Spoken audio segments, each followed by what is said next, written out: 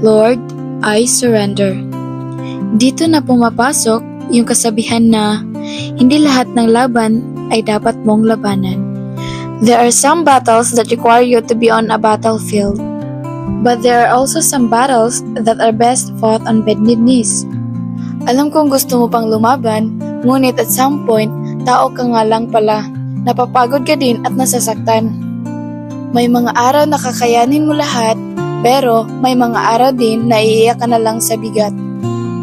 Kung dito sa mundo, dapat laban lang tayo ng laban, pag tumingala ka, dapat mo nang bitawan. Hayaan mo na siya ang lumaban para sa'yo. Lalo na sa mga laban na kayo lang dalawa ang nakakaalam. Mga laban na alam mong hindi mo na kayang ipanalo mag-isa. Sabi nga sa Isaiah 43:2, kapag dumaan ka sa tubig, ako'y kasama mo.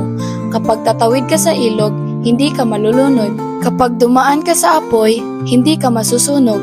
At ang liyab nito ay hindi makakipinsala sa'yo. Diba ang gandang pakinggan? Kaya huwag kang matakot. Alam ng Diyos na limitado ka lang. Suko mo na sa Diyos. Hindi mo man siya nakikita o nararamdaman, but God is fighting your battles too. A reminder from a daily dose of break.